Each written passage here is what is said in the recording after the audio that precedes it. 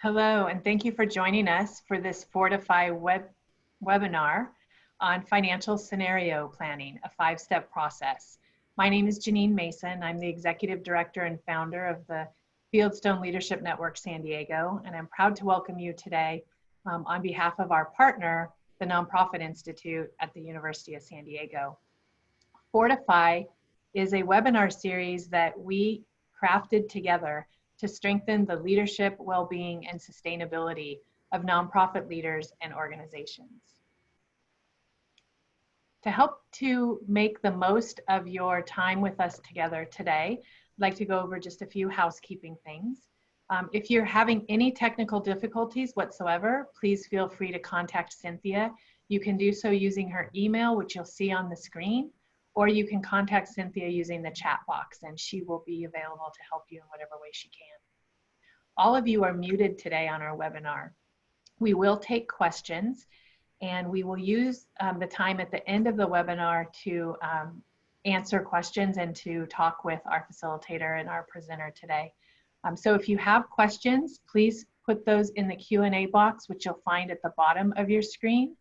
And if you have resources or comments or things that you would like to add and to share with the community that's gathered together today, please put those in the chat box, and we will gather all of that information and share it with you after the webinar.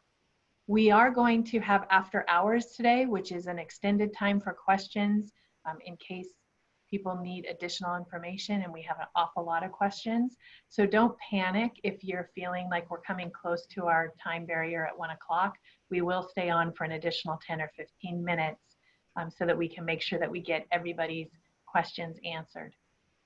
We are recording this webinar, and it will be available both on the Fieldstone Leadership San Diego webpage as well as the Nonprofit Institute's webpage.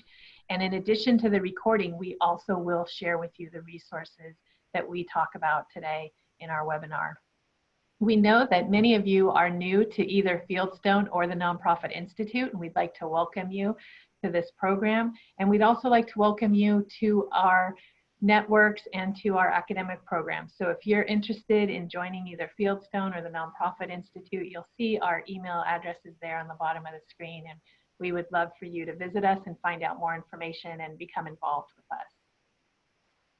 As I mentioned, our speaker will be available for about 10 minutes after the webinar. So if you have additional questions or you want something that's very specific, please feel free to stay with us for about 10 minutes after the webinar concludes today.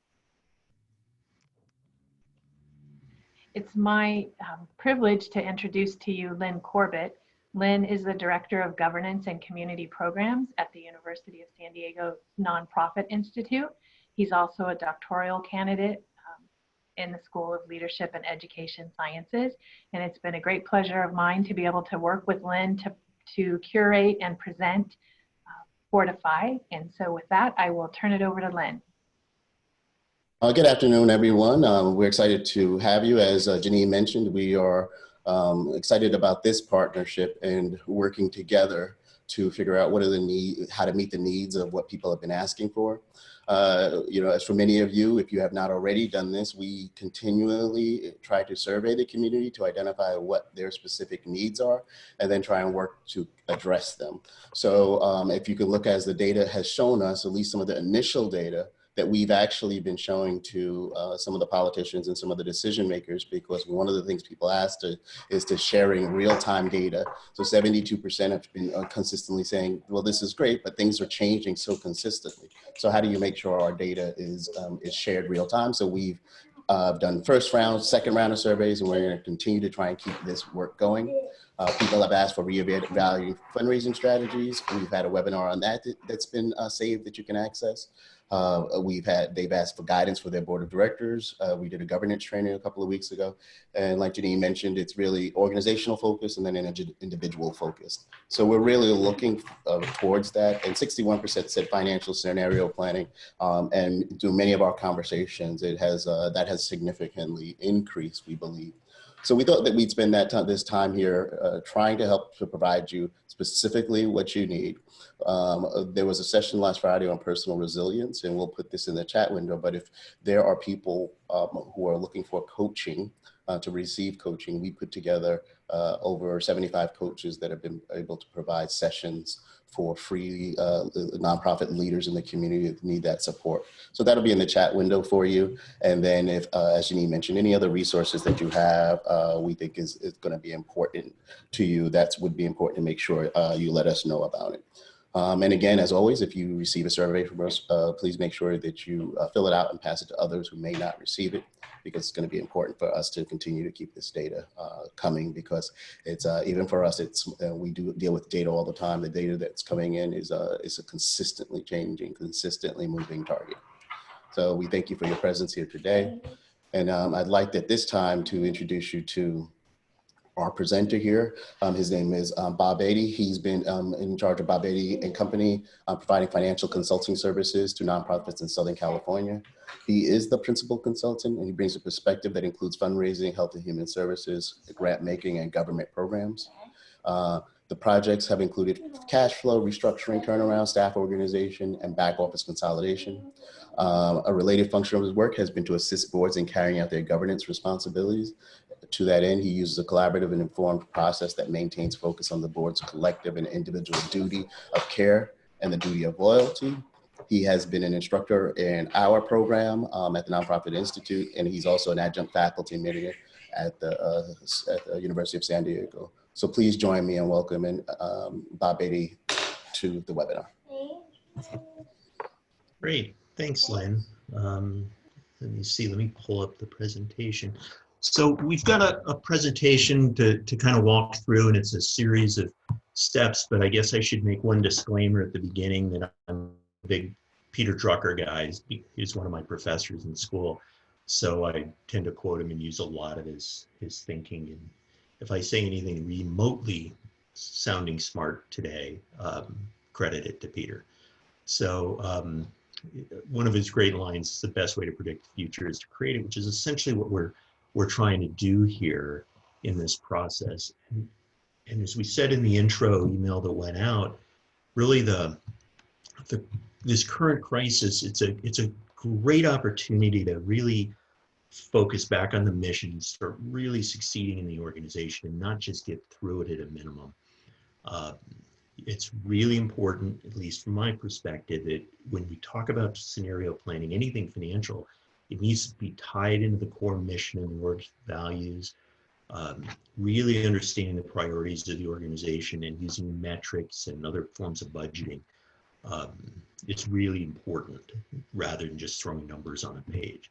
So we've got, 5 steps we've outlined.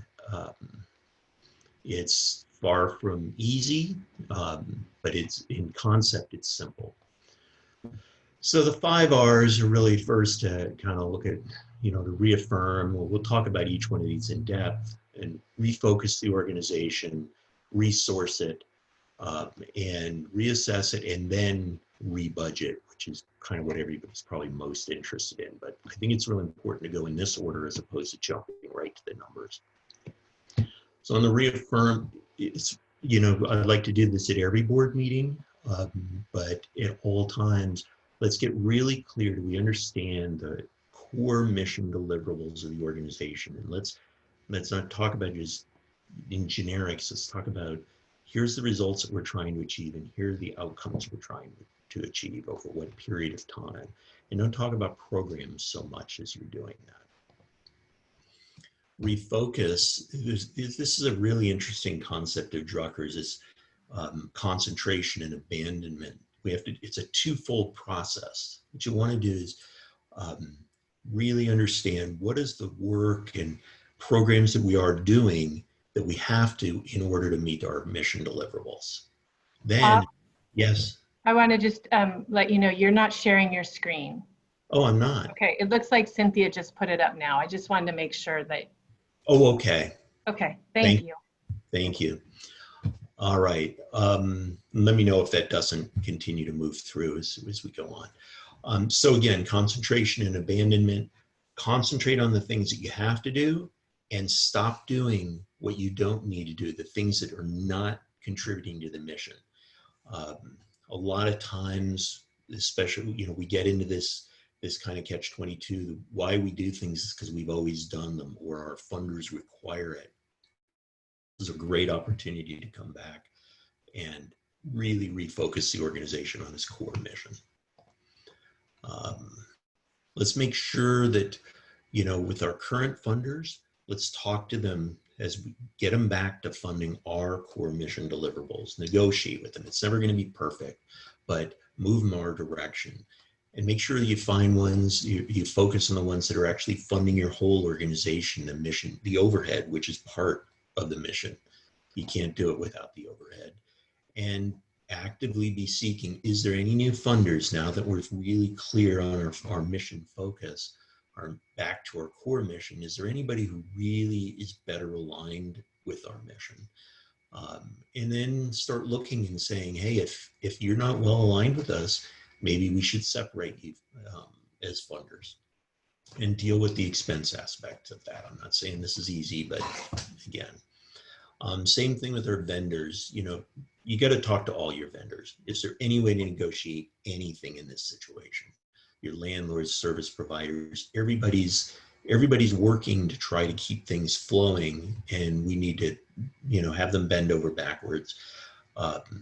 And then as you replace a vendor, make sure that they're always somebody that's clearly aligned with your mission or better aligned with your mission than your existing vendors. So on the reassessment, what we have to do is we have to start at the point and say, how long do we have if nothing changes substantially in the organization, right? So step one of reassessment is, how long do we have? And I'm going to approach this in two basic ways. One is, if you're an organization with reserves, there's a different way of thinking about it versus if you have no cash reserves and you're really just, getting by. So first, what you want to know is, what is our cash position, or our liquid unrestricted net assets, which is a fairly simple calculation, which we'll look at in a little bit. But if you don't have reserves or little of them, then really, how much cash you have in your bank account? Do you have a line of credit? And if you have one, how much availability do you have on it? And then, do we have any investments? Which again, those might have come down in the last so many months. If you have reserves, a much better approach is to not focus on cash itself, but to focus on Luna. So basically, Luna, liquid unrestricted net assets, is you take your unrestricted net assets and you subtract out the equity you've got in a building, because you can't spend that equity to pay salaries, okay? So generally now, as you get larger and more sophisticated, there's some other adjustments that we want to do there, but we really want to know, when we talk about your unrestricted net assets, how much is available to spend now to meet the mission. Then what we're going to do is convert that. We want to figure out how much Luna liquidity we've got, call it Luna L.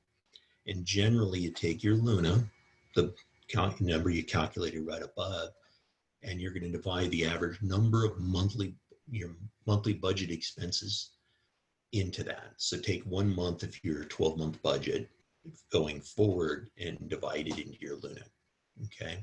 And what that'll tell you is how much Luna you have if no more revenue came in from this point forward. How long could you survive? I'll probably, go ahead and perform these for the last, say, 3 fiscal years, and then for every single month of this fiscal year to date. So it basically gives you the Luna liquidity trend, what's been happening over time.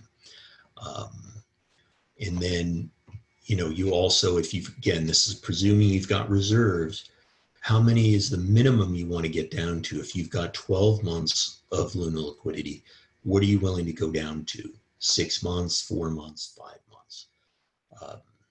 I should mention that the overall average in both San Diego and California is between 1 and 2 months. So if you don't see a big number here when you do this calculation, don't be surprised. Okay. So then we now know what our historical liquidity, our Luna liquidity, or our cash position is. We know what we've got. Now, step 2 is how long can we move forward? So we really want to start talking about a concept of cash burn, or if you're using Luna, net asset burn. Okay, what's that rate? If you don't have reserves, you want to now, from this point forward, what is going to come in and out every day for the next daily, weekly, monthly, quarterly, and annually. You want to say, if it's a revenue number, you want to assign probabilities to it. If it's an expense, the same thing. Is there any surprises in here that you want to be in? You want to be conservative as you go through this analysis. You don't want the wrong kind of surprise.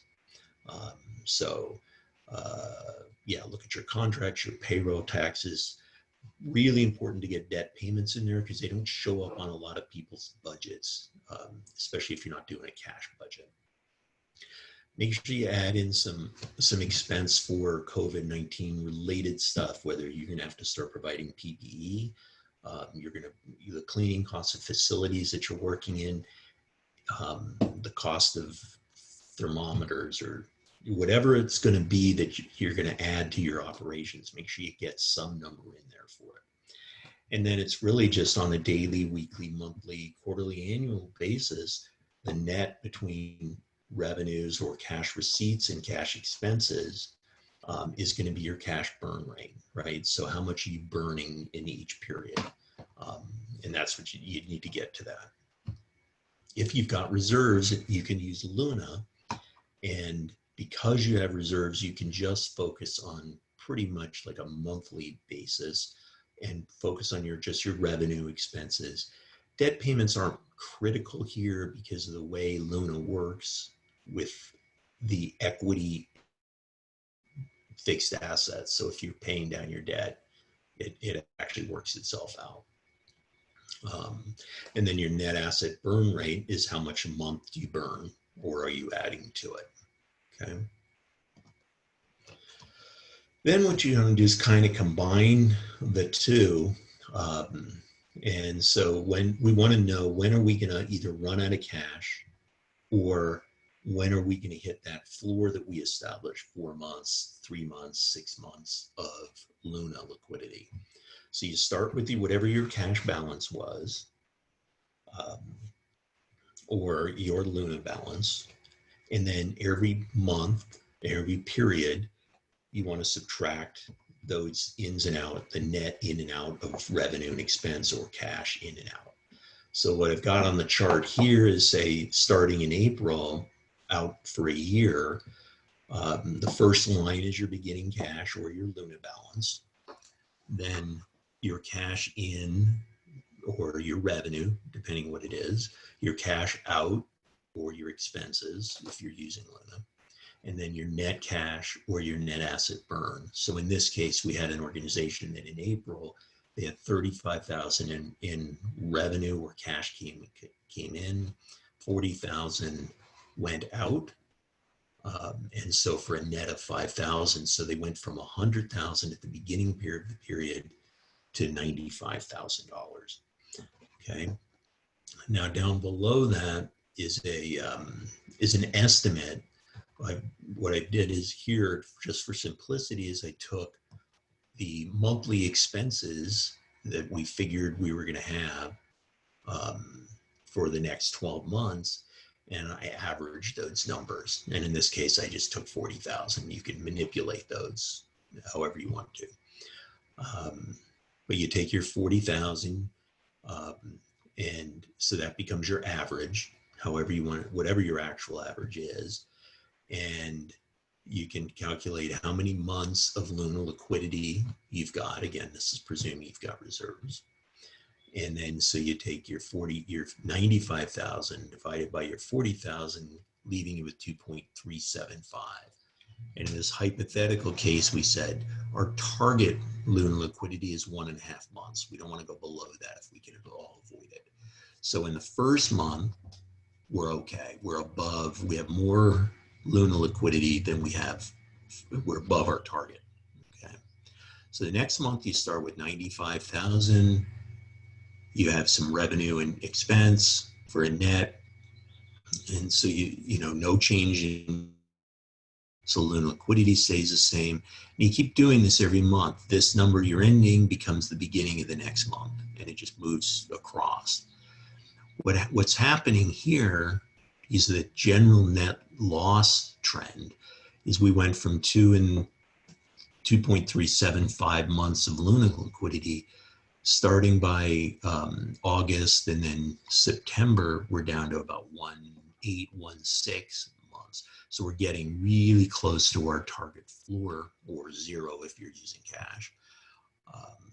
And then here's where the indication is. If we do nothing, we're going to run out of cash or Luna liquidity in about 6 months from now. In the end of October, we'll be below where we want to be. So clearly, so now you know we've got to probably do something fairly dramatic if we're going to keep things functioning. We're going to be in fairly big trouble here in these later months, okay? So now we kind of know where we're at and what our situation is. Next step is to rebudget, okay? And so in this process, I want to talk about three things. I want to talk about zero-based budgeting. I want to talk about metrics-based budgeting, and I want to talk about multi-year budgeting. And essentially, you need to do all three to make this make sense. So we'll do the zero-based budget. And in here, you need to be linking any expense item you put in to the budget. You need to link it to something like revenues. So it's really clear of the connection here. We're not just doing it because it was that much last month or last year, but how is this expense item relating to revenue? If you can't tie it to revenue, then it's basically quasi-fixed, and it's your starting point for here's something that we need to maybe think about reducing our cost. So make sure you identify things that are primarily affected by COVID-19. So if your organization holds gatherings, and as a result of that, you have revenue or mission deliverables. So that's going to be a big thing. You need to, your ability, how are you going to retain sufficient staff, say 6 to 12 months until we get a vaccine, whatever that timing is. Contract requirements, because if maybe you can't get revenue because you don't have the staff, you don't have availability of staff, so you can't make that stuff work. Again, mentioning this idea of PPE and other materials, of service expense, inefficiency in your office. Do you have to pay somebody to go down and wipe things off that you didn't have to pay them to do this before? Are you going to either have actual or plan for additional sick time, PTO requirements? Do you have to provide some training that you didn't have before? And quite possibly new technology expense, just to keep doing the business the way you've been doing. What is a Zoom license cost that you didn't have before? So take your April 2020, which is probably our best representative month. Everybody's going to be a little unique here, but that was a absolutely full quarantine month, and we now have the April numbers. Take that and modify your revenue projections to reflect what happened in April for the rest of the year. You can adjust it up. You can say, yeah, in 6 months, we're going to start doing this, but be conservative. Don't assume more revenue is going to come in. The more conservative you are, the better, because you can always adjust. You can always add expense later. It's something you don't want to be doing if you don't have to, though. So make sure on your salaries, every single person that has a salary in the organization, there should be a sub-schedule in your model. And it's got their name, their salary, the variable benefits, the taxes that are related to the salary, and fixed benefits like medical insurance. You either have it or you don't, and that's a fixed dollar amount. And then that schedule links into the main line item for salary expense, salary and benefit expense. Then take all your other expense line items, and as you add expenses and you identify them, create a separate schedule for them, because that's where in these details, that's where you're going to be modifying things, not on the summary tab for your budget. And then you want to have a column that allows you to change anything on that schedule. So if it's a salary, you want to be able to change somebody's salary on a certain month, starting a certain month going forward, and returning it back to a certain salary after a certain period of time. You might not be able to cut certain expenses until 3 months from now, but you want to be able to put in there on that month, we're going to cut our salary or cut that expense line item. And you want it by month as you're building out these schedules, because again, you're going to be manipulating and moving these every single month and making new decisions, and you want them just to flow into the regular budget. And then every single month, when you get new revenue numbers and your new actual expenses and new information, you're going to update all of those subschedules so they flow into the new revenue model. You might get a really positive surprise that revenue is better than you were thinking. So you want to make sure that gets reflected in. And that's going to, again, flow out into your Luna liquidity models. So that's kind of your zero base. Really question everything that's going into the budget. Make sure it ties into a revenue item or a mission deliverable, and you can be really clear on it, okay? The next piece is being metrics driven, which is kind of it's a little bit alien for a lot of people, but it's really driving your budget from the metrics instead of from the line items themselves, okay? On that one we just finished, on the zero-based basic budget, you want to calculate the relationship between each expense line item and a financial output. So for instance, here's our fundraising expense, and connect that to fundraising results. If it's reimbursable expenses, and to tie it into your contract revenue and know what those numbers are. Is it 3 to 1? Do you have $3 of, or $1 of fundraising expense for every $3 of fundraising results? What is your actual history? What's your budgeted plan for that right now? When you do these calculations, you can start to see what's really driving, what are the underlying drivers of revenue into the organization? And is there any expense items that we need to look at again? So back to fundraising expense. If fundraising expense exceeds your fundraising results, you got to do something. I don't know what that answer is, but clearly that's not working. But really importantly, usually your fundraising results need to be a multiple of your fundraising expense, not just dollar for dollar. Otherwise, you're just spending money to get money, and it's washing itself out. Then you have overhead costs that might be not being covered by as you drop your revenue projections. So what are you going to do to get those overhead costs in line with your new revenue?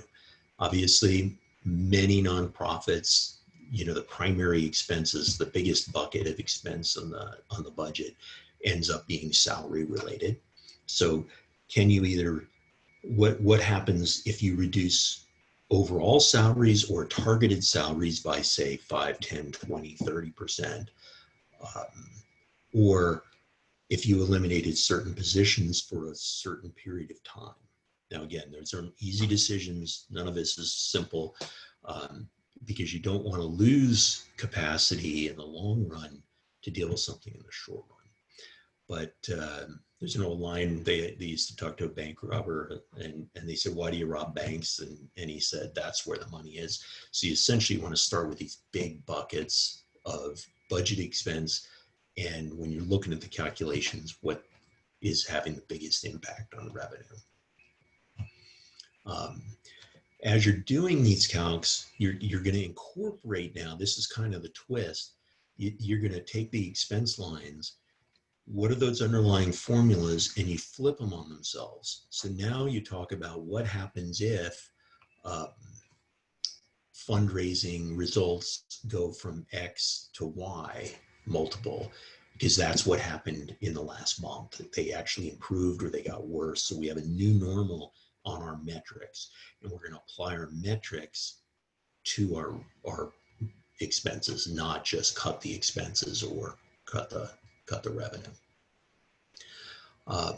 So if, say, your fundraising results are 2 times your expenses, and next month you do your May numbers and it turns out it looks like the new normal is 1.9x, you want to now take whatever you had in the projections before and reduce them, apply this new metric to it.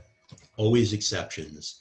You know, there's a lot of reasons for this, but you really want to be looking at the underlying metrics and managing the budget using those, not just the gross line item numbers.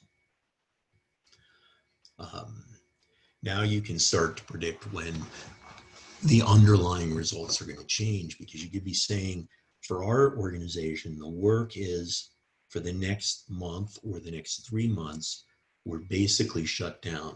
But on this such and such a date, or if these conditions happen, we think we can open back up this and this and this.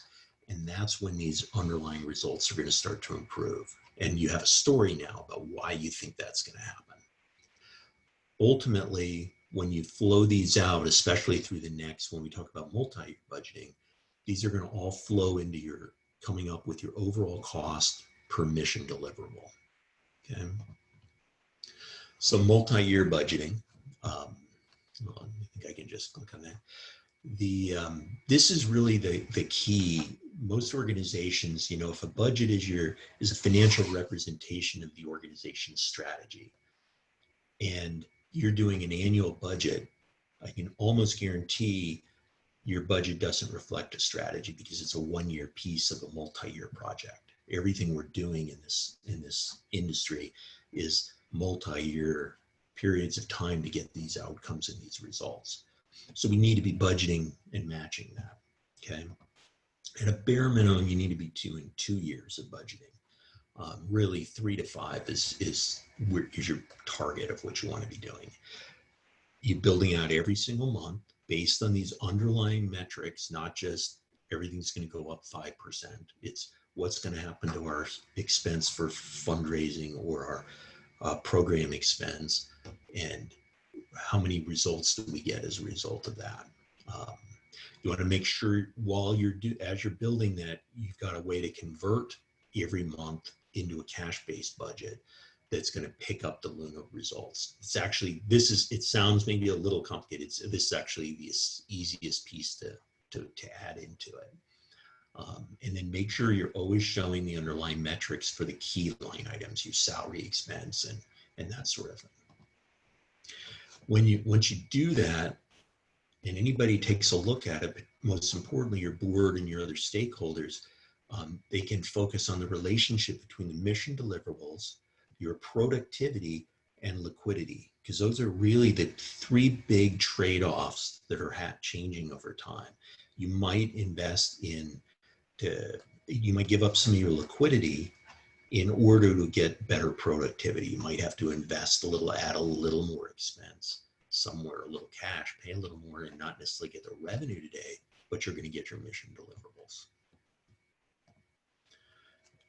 When you summarize this, you know, which I've done many times, essentially you've got a fairly complex model, but on a simple summary sheet, what you're going to show is it's going to tell a story of, okay, here's where we were, our liquidity and our metrics and our underlying processes. Here's how we've pared back. We've now reconcentrated on our core mission, and we're abandoning these other programs. Our liquidity is going to take a 3 to 6 to 9 month hit, but here's the results that we're going to get. And after this period of time, year 1.5, year 2, year 2.5, is where you're going to start seeing the change and the uplift in liquidity and productivity and mission deliverables. And that should, as you're approaching new funders today, or maybe even existing funders, and explaining why you need them to change or align your funding with what you need, now you've got a great story that you can apply and do all these changes to. And at every month, or as the new reality, something changes, you can adjust this budget in the underlying schedules and do what if this happened, or what if we come back a month early, and you can start to see the impact of that. And that's essentially financial scenario planning. And with that, I think I'm done with the slides. Yes. So how do I unshare now? Cynthia, you might have to unshare my screen now. Oh yeah, I stopped sharing. Okay. Great. So we'd like to open it up to everyone. Does anyone have any questions for Bob?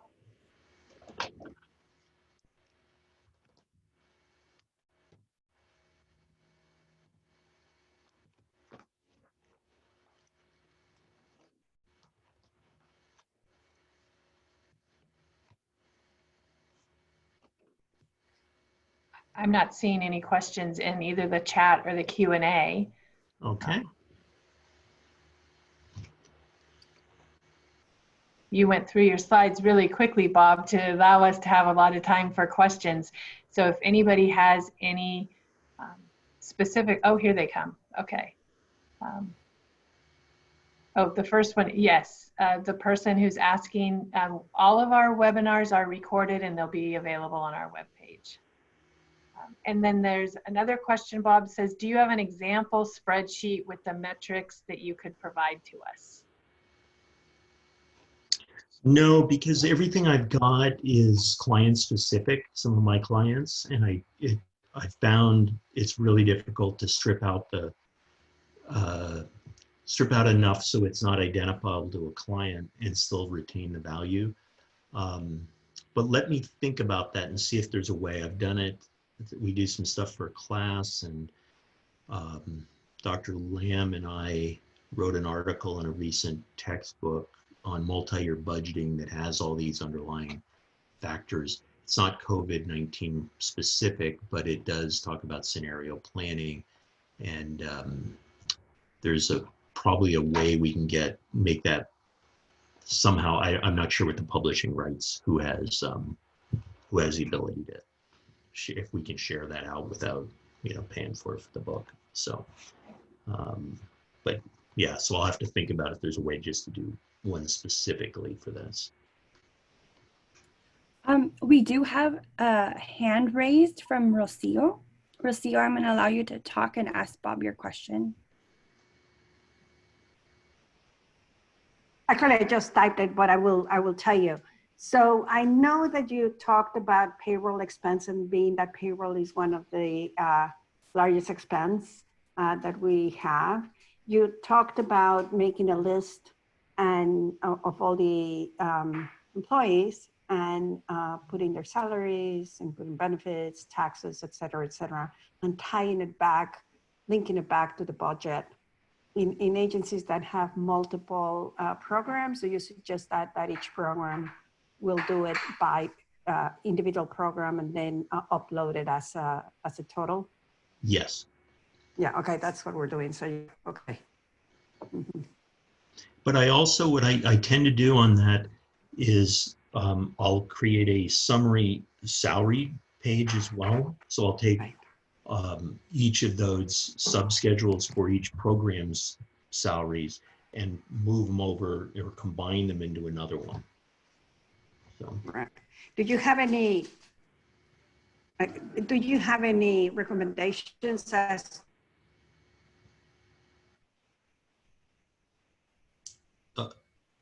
I'm sorry, recommendations?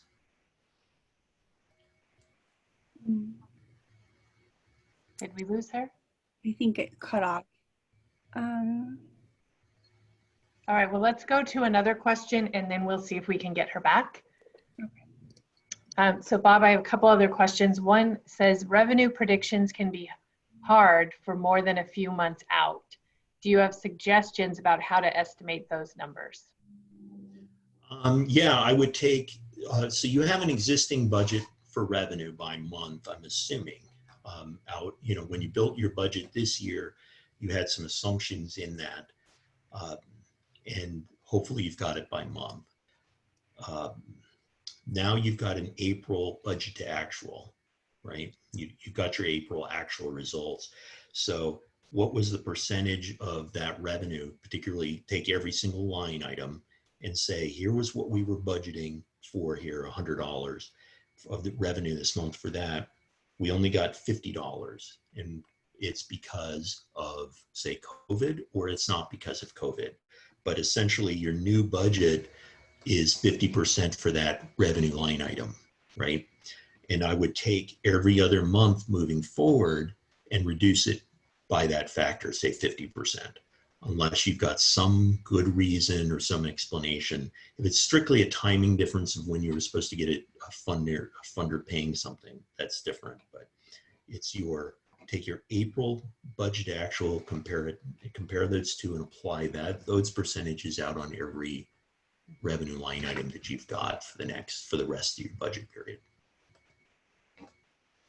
And then as you get, if you've got the underlying metrics, the better you understand what happened in April, the better you can now start adjusting those future months.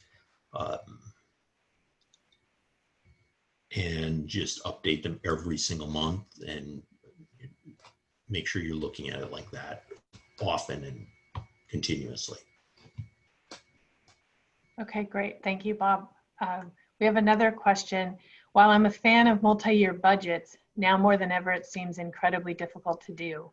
We have a significant percentage of government contracts, and the verdict is still out on what will happen to them. Do you have any thoughts?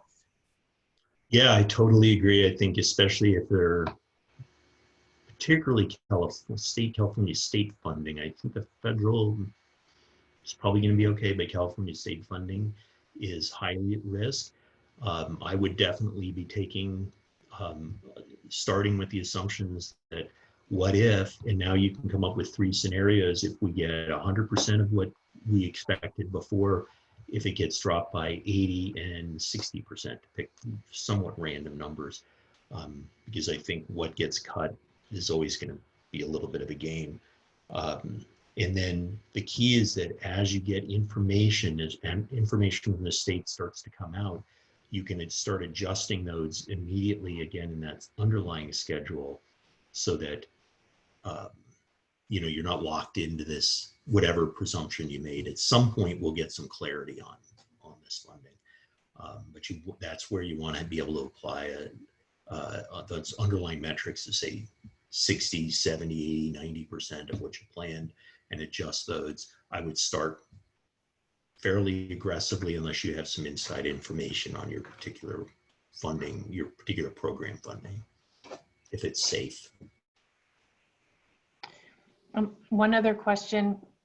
If an organization has some reserves, what percentage of that should be quote unquote no touch? And instead we continue to cut costs. For example, larger layoffs. Is keeping 2 to 3 months, as you mentioned in the beginning, reasonable? I think my larger question is, at what point should an organization go dark and wait for better times? Yeah, and there's no magic answer to that. And I've, my various clients, everybody assumes, because I think there's some old rules of thumb that, oh, you should have 6 months of reserves. That, to me, the amount of reserves you need is unique to every organization, fairly much. And you need to analyze a number of factors about your sources of revenue and how the cash flows. What I think works best is if you do that historical, you go back a couple of years, 2 to 3 years, and then year to date, and you get a sense of where you've been, right?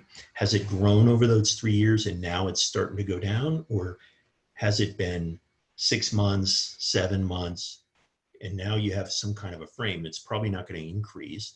So you kind of look at it and you say, well, we were pretty comfortable. And again, it's a board and management conservative positioning, how conservative you are.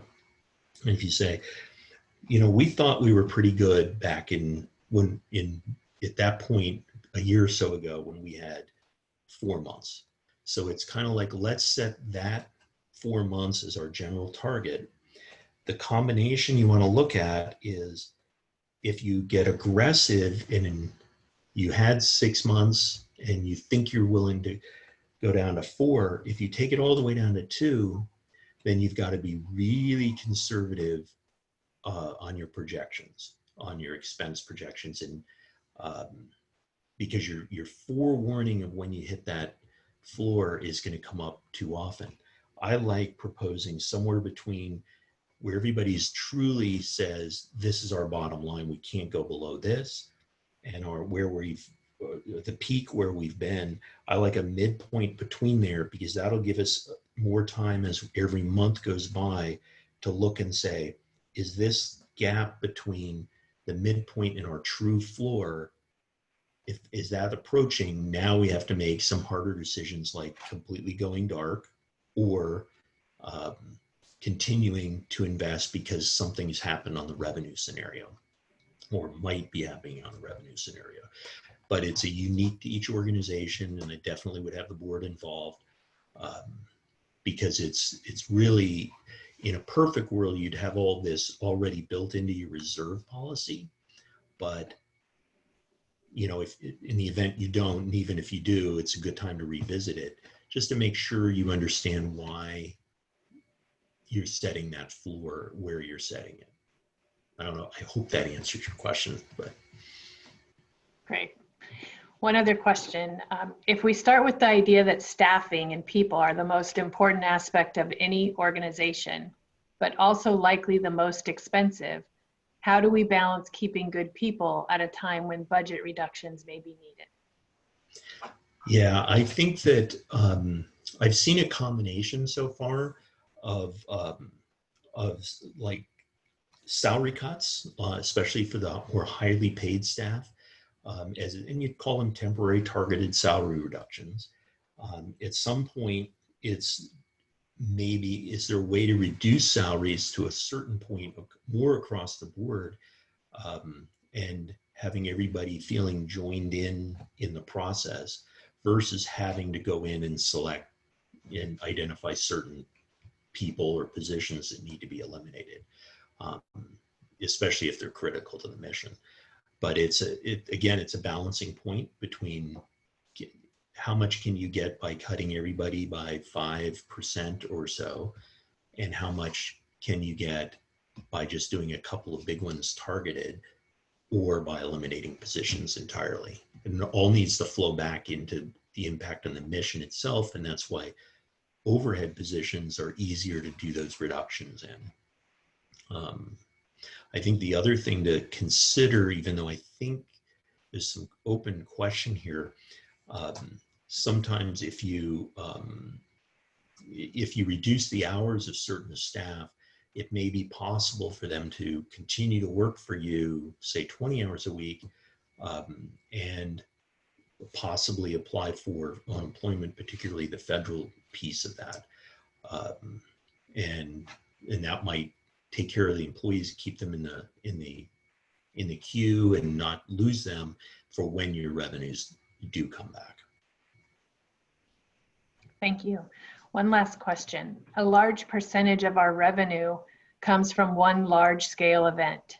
With the future of large-scale events still a bit uncertain, this makes projections difficult. Would you recommend building this out with a few different scenarios? For example, projections assuming we're able to hold our event as usual, projections assuming some reduced event, etc., or just to add, or just to adjust as we have more information?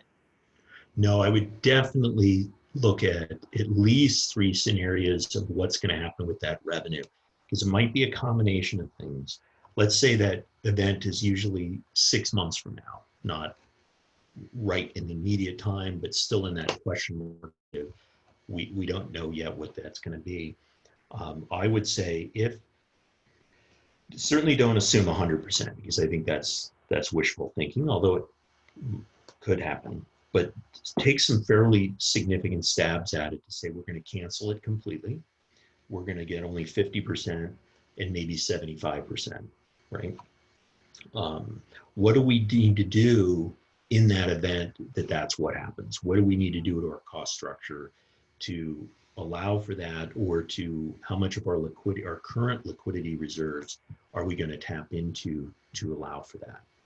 The other thing that you might be able to do, and I have heard a little bit of this, that by using, you know, all the new technology that's coming and getting better and better at it, it's possible that you might retain a significant portion of that event revenue without anywhere near as much of the event expense. But that's something to build into as a, what if we did these kind of, invested in this kind of expenses, technology or whatever it is, that'll allow us to maybe hold the event differently and retain significant amounts of the revenue. So definitely I'd look at, I'd have definite scenarios for if you can have the event, if it's 50%, 75%, and if you maybe have a different cost structure for the event because the world has changed. Great, thank you, Bob. One last call for questions. I think we've taken care of everything so far in the chat and in the Q&A box. So if you have something that you are burning to ask Bob, now would be the time. Otherwise, we will let you all go and get on with your day.